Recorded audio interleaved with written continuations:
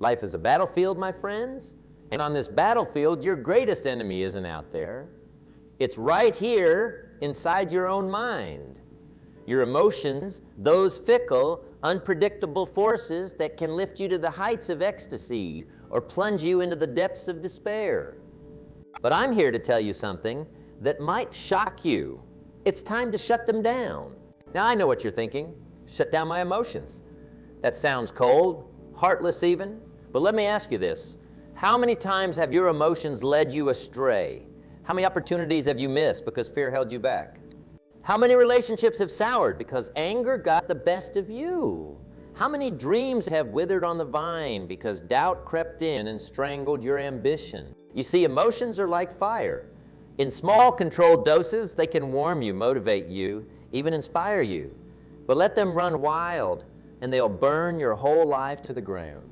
And in today's world, where everything moves at the speed of light, where opportunities come and go in the blink of an eye, you can't afford to let your emotions call the shots. So today we're going to talk about how to shut down your emotions. Not permanently, mind you. We're not trying to turn you into robots, but we're going to learn how to control them, how to channel them, how to use them as tools rather than letting them use us. First things first.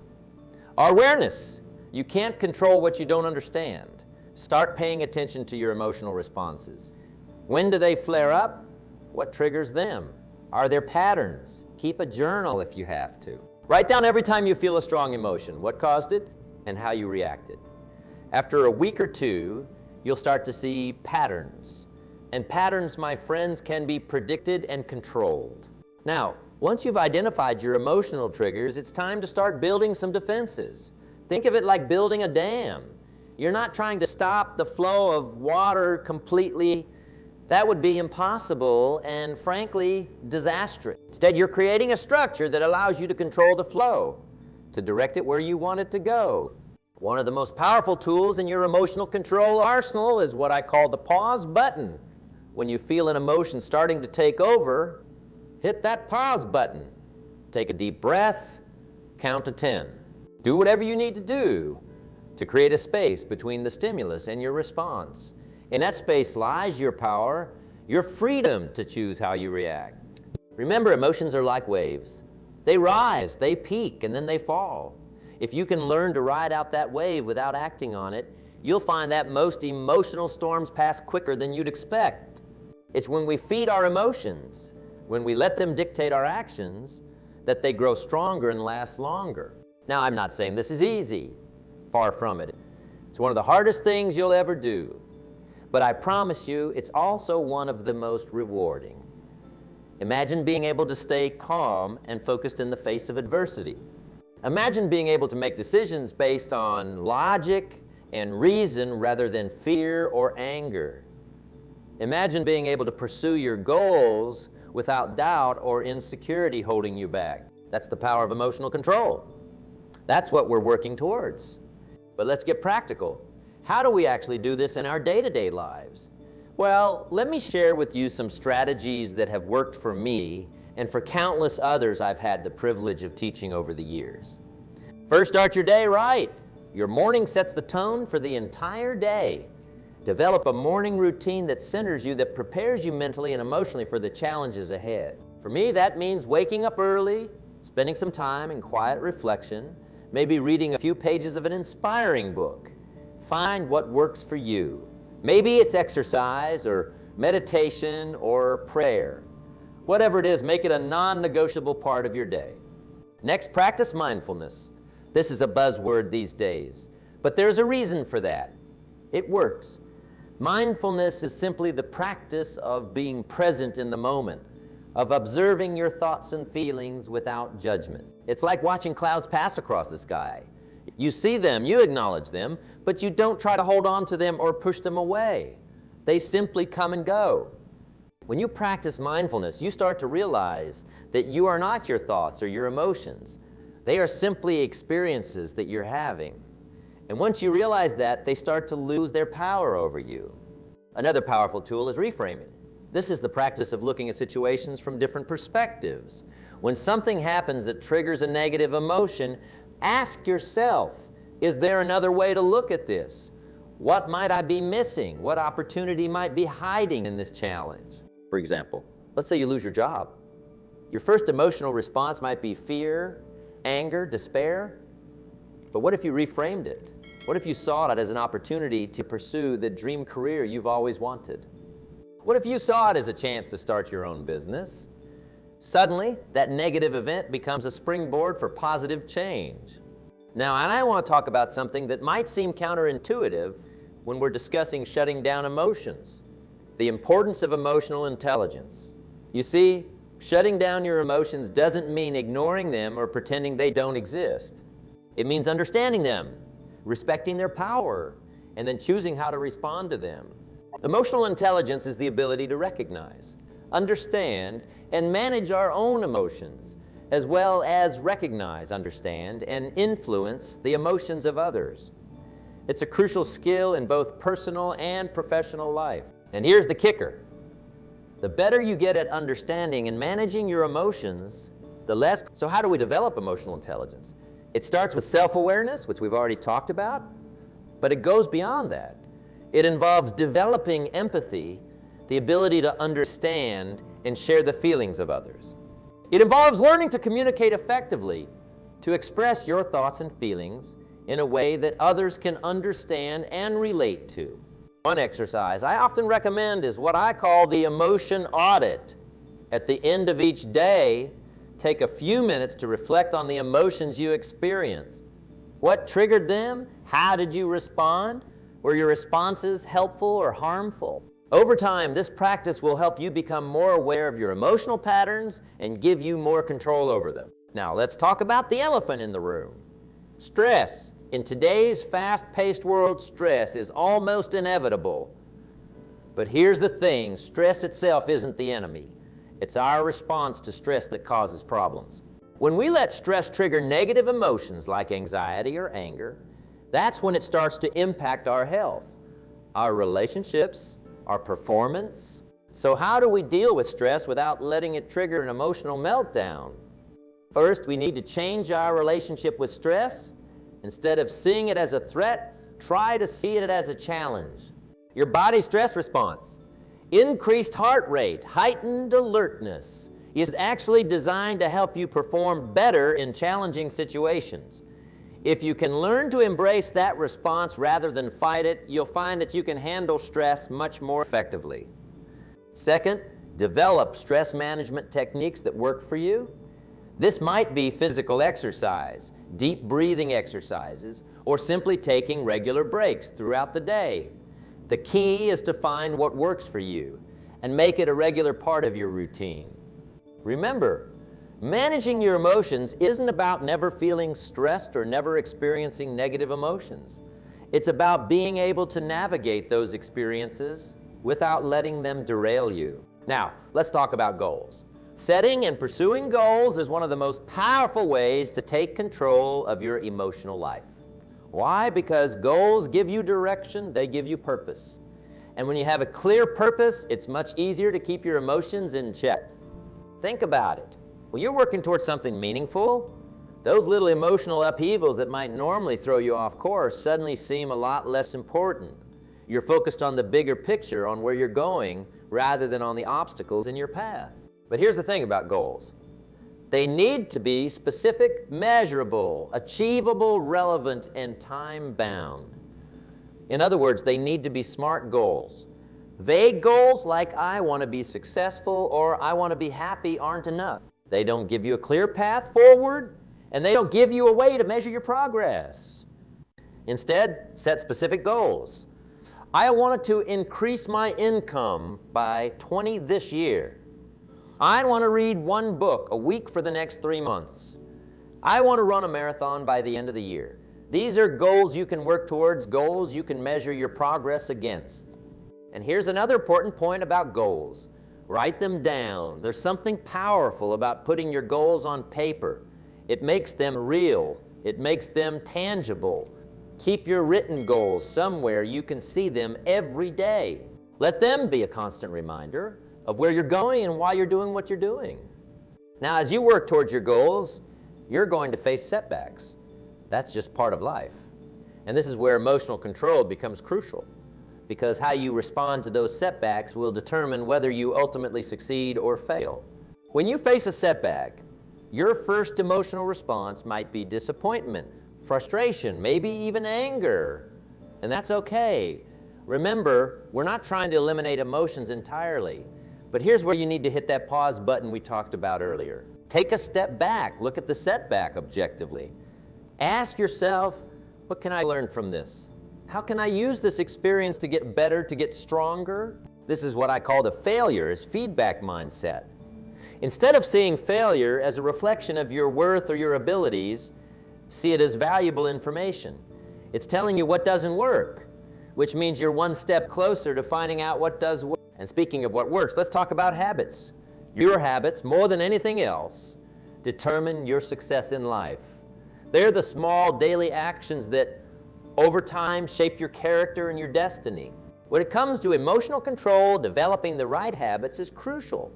We've already talked about some of them: mindfulness, reframing, setting goals. But I want to emphasize how important it is to make these practices habitual. You see, willpower is a finite resource. If you have to consciously decide to control your emotions every time you face a challenging situation, you're going to exhaust yourself. But if you can make emotional control a habit, something you do automatically without even thinking about it, that's when you'll really start to see changes in your life. So how do you develop these habits? It starts with consistency. Choose one practice, let's say mindfulness, and commit to doing it every day for 30 days. It doesn't have to be for long. Even 5 minutes a day is enough to start. The key is to do it every single day, no matter what. After 30 days, add another practice. Maybe it's journaling, or exercise, or reading inspirational material. Again, commit to doing it every day for 30 days. Gradually, you'll build a suite of habits that support your emotional control. Now, I want to talk about something that might seem a bit out of place in a discussion about shutting down emotions. Relationships, you might be thinking, aren't relationships all about emotions? Well, yes and no. Healthy relationships certainly involve emotional connection, but they also require emotional control. Think about it. How many relationships have been damaged or destroyed because of unchecked emotions? How many harsh words have been said in the heat of anger? How many opportunities for connection have been missed because of fear or insecurity? When you learn to control your emotions, you become a better partner, a better friend, a better colleague. You're able to listen without immediately reacting. You're able to communicate your needs and feelings clearly and calmly. You're able to handle conflicts constructively rather than destructively. But here's the really interesting thing. As you develop better emotional control, you'll likely find that your relationships actually become more emotionally fulfilling. Why? Because you're no longer at the mercy of your emotional reactions. You're able to choose how you want to feel and how you want to respond in any given situation. This doesn't mean becoming cold or unfeeling. Far from it. It means being able to choose when to open your heart, when to show vulnerability, when to express love and affection. And it means being able to do all of this from a place of strength and self-control rather than neediness or desperation. Now, let's talk about something that's often overlooked when it comes to emotional control: your physical health. Your mind and body are intimately connected. When you're tired, hungry, or in poor physical health, it's much harder to control your emotions. So part of shutting down your emotions involves taking care of your physical health. This means getting enough sleep, eating a healthy diet, and exercising regularly. It means avoiding excessive alcohol and staying away from drugs. It means taking time to relax and recharge. Think of your body as the vehicle that carries your mind and emotions. If you don't maintain that vehicle, if you don't give it the fuel it needs, how can you expect it to perform at its best? Now, I know some of you might be thinking, this all sounds great, but I'm just not wired that way. I'm an emotional person. That's just who I am. Well, let me tell you something. That's a limiting belief, and limiting beliefs are just another form of emotional baggage that we need to let go of. You see, your personality is not set in stone. Your emotional responses are not predetermined. They're habits patterns that you've developed over time. And just like any habit, they can be changed. It takes work, it takes commitment, but it is absolutely possible. I've seen it happen countless times. I've seen people who thought they were destined to be controlled by their emotions learn to take charge of their emotional lives. I've seen angry people become calm, anxious people become confident, depressed people become joyful. And here's the thing. When you learn to control your emotions, when you learn to shut them down when they're not serving you, you don't become less of who you are. You become more. You become the best version of yourself, the version that's not held back by fear or anger or doubt. You become the captain of your own ship, the master of your own destiny. You're no longer blown about by every emotional wind that comes your way. Instead, you're able to chart your own course, to steer towards your goals regardless of the emotional weather. And let me tell you, there's no feeling quite like it. The sense of power, of control, of freedom that comes when you're no longer at the mercy of your emotions. It's truly life-changing. But here's the catch. It doesn't happen overnight. Emotional control is a skill, and like any skill, it takes practice. You're going to have setbacks. There will be days when your emotions get the better of you, and that's okay. Remember, we're not aiming for perfection here. We're aiming for progress. The key is to not let those setbacks discourage you. When you slip up, when you let your emotions take control, don't beat yourself up about it. Instead, see it as a learning opportunity. Ask yourself, what triggered this emotional response? How could I have handled it differently? What can I do better next time? And then, most importantly, get back on track. Don't let one slip-up derail your entire journey. Remember, every moment is a new opportunity to practice emotional control. Now, as we start to wrap up, I wanted to address something important. Some of you might be wondering, if I shut down my emotions, if I learn to control them, does that mean I'll never feel joy or excitement or love? Does it mean I'll become some kind of emotionless robot? Absolutely not. Shutting down your emotions doesn't mean eliminating them. It means being in control of them rather than letting them control you. It means being able to choose when to express emotion and when to rein it in. It means being able to experience the full range of human emotions without being overwhelmed by them. In fact, many people find that as they gain more control over their emotions, they're actually able to experience positive emotions more fully. Why? Because they're no longer held back by fear or anxiety. They're able to open themselves up to joy and love without the fear of being hurt. And here's another important point. Emotional control isn't just about managing negative emotions. It's also about being able to generate positive emotions when you need them. It's about being able to motivate yourself, to inspire yourself, to lift yourself up when times are tough. Think about the most successful people you know. The ones who seem to thrive no matter what life throws at them. I guarantee you, they've mastered the art of emotional control. They know how to stay calm under pressure, how to keep pushing forward when things get tough, how to inspire and motivate themselves and others. That's what we're aiming for here. Not a life devoid of emotion, but a life where you're in charge of your emotions. A life where you can use your emotions as tools to help you achieve your goals rather than obstacles that hold you back. So as we come to the end of our time together, I want to leave you with a challenge. For the next 30 days, I want you to commit to practicing emotional control. Start with the basics we've discussed. Start with the basics we've discussed. Mindfulness, the pause button, reframing. Every day, take a few minutes to check in with your emotions. When you feel a strong emotion coming on, practice hitting that pause button.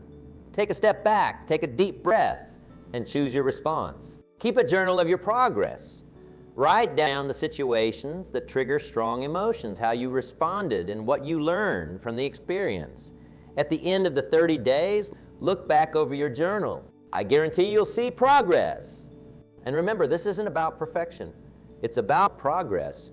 You're not going to master emotional control overnight, but every day that you practice, every time you choose your response rather than reacting automatically, you're getting strong. You're building that emotional control muscle. Now, I want to share with you a little secret, something that's helped me enormously in my own journey of emotional control.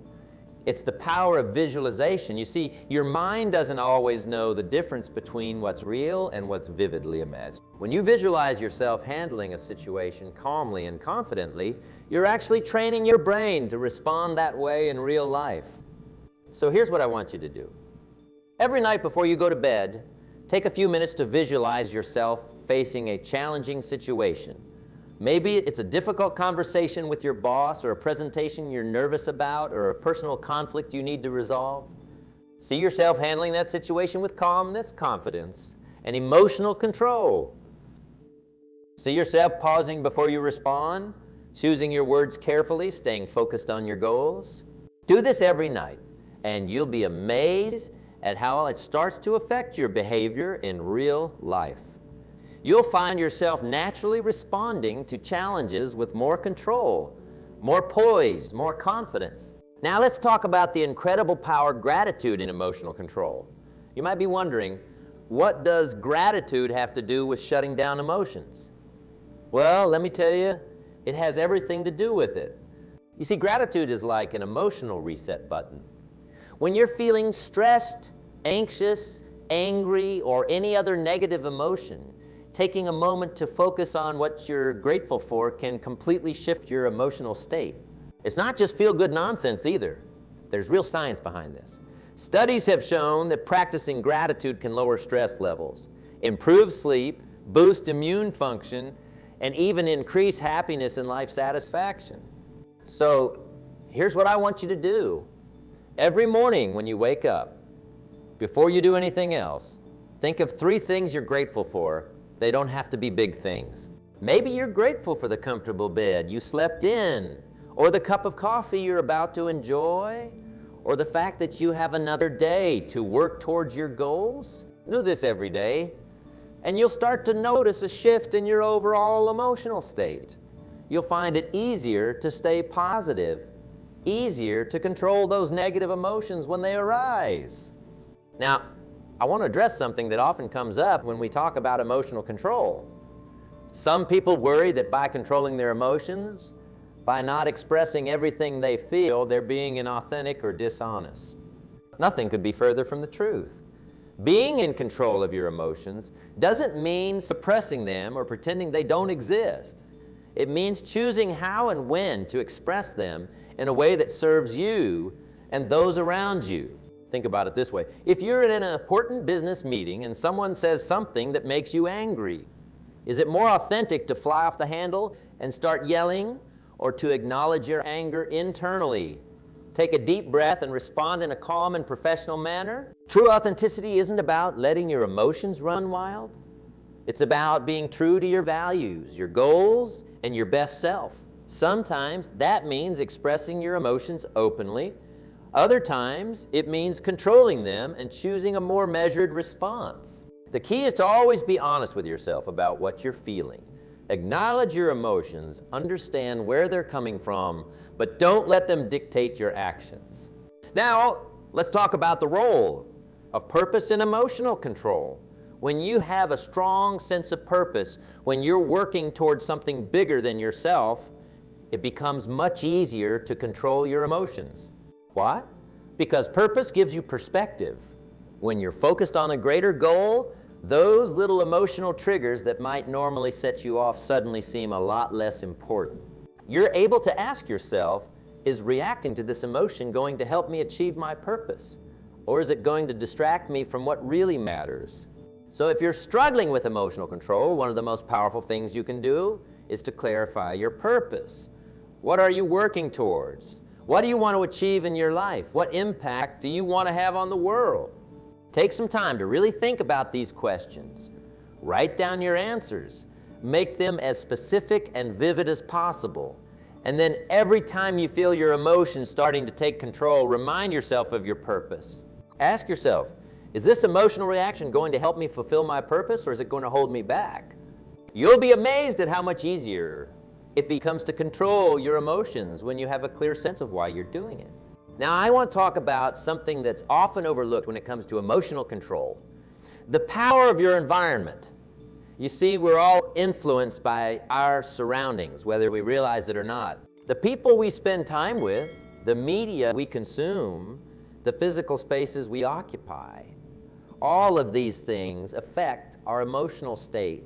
So if you're serious about gaining control over your emotions, you need to take a good hard look at your environment. Are you surrounding yourself with positive, supportive people who lift you up, or are you spending time with negative people who drag you down?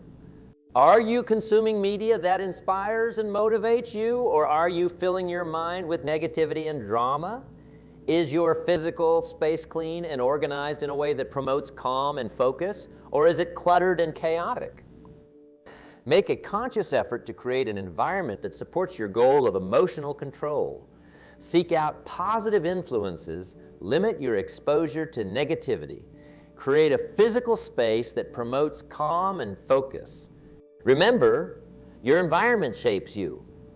By shaping your environment, you can shape your emotional responses. Now, as we near the end of our time together, I want to circle back to where we started. Remember, the goal here isn't to become an emotionless robot. The goal is to become the master of your emotions rather than their slave. Emotions are a fundamental part of the human experience. They add color and depth to our lives. They help us connect with others. They motivate us. They warn us of danger. The problem isn't the emotions themselves. It's our tendency to let them control us rather than the other way around. By learning to shut down your emotions when they're not serving you, by gaining control over your emotional responses, you're not diminishing your humanity. You're enhancing it. You're becoming more of who you truly are, more of who you're meant to be. You're becoming someone who can experience the full range of human emotions without being overwhelmed by them. Someone who can feel deeply without losing control. Someone who can navigate the storms of life with calmness and clarity. And let me tell you, that's a powerful place to be. When you're in control of your emotions, you're in control of your life. You're able to make decisions based on what's truly important to you, not just what you're feeling in the moment. You're able to build stronger relationships, achieve your goals, and create the life you truly want. So as we wrap up, I want to leave you with this final thought. Emotional control is a journey, not a destination. It's something you'll be working on for the rest of your life. There will be ups and downs, successes and setbacks, but every step you take on this journey is a step towards becoming the best version of yourself.